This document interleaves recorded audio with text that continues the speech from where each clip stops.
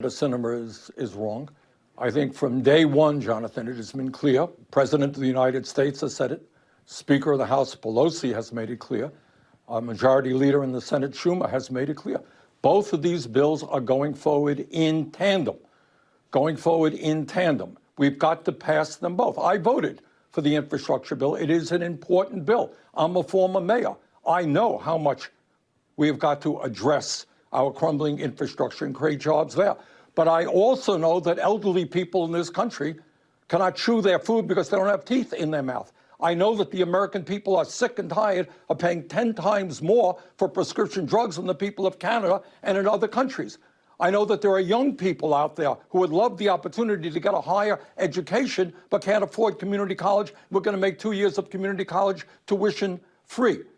And I also know that the scientists are telling us that if we do not act boldly in terms of cutting carbon emissions, that the planet we're leaving our kids and grandchildren will be increasingly uninhabitable. And let me also say this, Jonathan. We're not just taking on or dealing with Senators Manchin or Senator Sinema. We're taking on the entire ruling class of this country.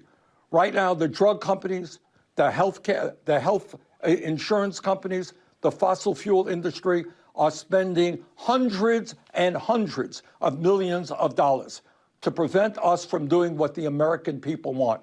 And this really is a test of whether or not American democracy can work. The Republican Party is bought and paid for by the pharmaceutical industry. They're not going to do anything. But I hope very much and I expect that the Democratic caucus and the president, I know he will, stand firm and tell the drug companies, stop ripping us off. Well, tell the insurance companies that the American people need, elderly people need dental care, hearing aids and eyeglasses. People need home health care. Our young people need the quality child care that they deserve. So let me ask you about where the president is on this. As I understand it, he has now floated a $2 trillion top-line number on this broader bill. You are at 3.5. I remember you initially wanted closer to $6 trillion. Are you comfortable with the idea of cutting this down to about $2 trillion? No, well, first of all, I'm not sure that that's accurate. As you know, there's a lot of gossip that goes on. What the president has said is that there's going to have to be some give and take, and I think that that's right.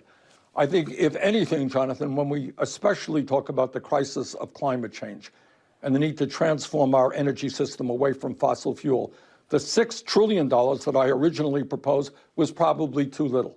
$3.5 trillion should be a minimum, but I accept that there's going to have to be give and take. But at the end of the day, the real okay, so give and take, but not $2 trillion. That's not enough. Because the president also said that a smaller investment could create historic achievements. But $2 trillion is not enough. What the president is saying is that what we are trying to do is for the working families of this country, for the children, for the elderly, we're trying to pass the most consequential piece of legislation since the Great Depression. And he's right. You know, so yeah. The bottom line is we have got to pass it. We've got to pass the infrastructure bill. And the American people are going to have to stand up. You know what bothers me about this whole thing? Poll after poll shows what we are doing is exactly what the American people want. It's not what the big money interest wants, not what the lobbyists wants. It's what the American people want. And we got to do it. Now, Senator Manchin's the other senator in the middle of this. He's been consistent. We actually had him on this program back in July. And let me play you what he said about his top line number back then. But what's your bottom line? The question is, this is over $1 trillion. The bottom line? Bernie Sanders wants $6 more trillion. Here's what are you? How far are you willing to go? I want to make sure we pay for it. I do not want to add more debt on. So if that's $1 trillion or 1.5 or 2 trillion, whatever that comes out to be over a 10-year period, that's what I would be voting for. So, I mean, basic math tells me if you have Sinema and you have Manchin, both unwilling to go above that. If you just listen, Jonathan, if you just listen to what Manchin said, he said he wants it to be paid for. He's right. I want it to be paid for. And in fact, that is exactly what we are going to do. And if it's $3.5 trillion, we can pay for it because, as everybody knows, you got some of the wealthiest people in this country who in a given year. So President Biden now supports changing the filibuster, and this means new relief provisions that could be included in the massive spending bill. Progressives are now feeling emboldened after President Biden backed to fundamentally changing the filibuster, and this is adding a jolt of momentum into the entrenched Senate stalemate.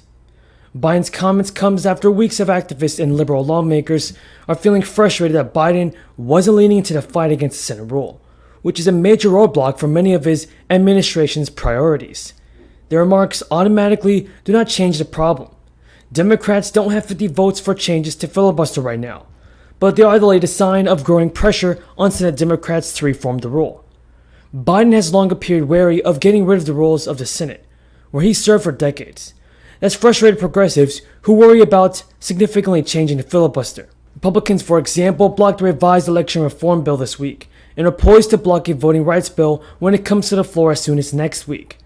Biden had previously embraced the idea of taking a filibuster, where senators objecting to the bill must speak continuously for the Senate floor, but he went significantly further during his town hall in Baltimore. Biden said, "I also think we're going to have to move to the point where we fundamentally alter the filibuster." Biden pointed to the recent fight over the debt ceiling, where Republicans threatened for weeks that they wouldn't help advance a debt hike before backtracking and providing 11 GOP votes for a short-term increase. He said if that gets pulled again, I think you're going to see an awful lot of Democrats being ready to say, "Not me." But their remarks don't immediately change the dynamics within the caucus. To get rid of the 60-vote legislative filibuster, or change it anyway, Democrats need total unity from all 50 of their members, plus Vice President Kamala Harris, to serve as a tiebreaker. But Senators Joe Manchin and Kyrsten Sinema are opposed to changing the filibuster, and Manchin in particular has voiced opposition to the idea of passing a carve-out that would exempt specific issues from the 60-vote requirement. Democrats are also racing to finalize a deal on Biden's sweeping social spending bill, which they are using arcane budget rules to pass without needing GOP support in the Senate. Democrats and Biden don't view it as a politically savvy to pressure Biden, to pressure Joe Manchin and Sinema, while at the same time needing their votes on the spending package. Biden is expected to lean more heavily into the filibuster reform discussions after the spending bill and a separate bipartisan infrastructure bill are through Congress, which Democrats hope they can complete in a matter of weeks. Lawmakers are considering a tax on billionaires to help cover the legislation's cost, which the White House has insisted will be paid for via revenue and deficit spending. The proposal would apply to taxpayers with more than $1 billion in assets, or who have an income of more than $100 million for 3 consecutive years. Ron Wyden said in a statement the billionaires' income tax is about fairness in showing the American people that taxes are not mandatory for them and optional for the wealthiest people in the country. And while some details of the plan are still being worked out and no final decisions have been made, the plan is one of a number of revenue-raising options under consideration. Democrats are working to reach an agreement that every member will support since they need all 50 Senate votes to pass legislation in a process that would allow them to move forward with a single majority.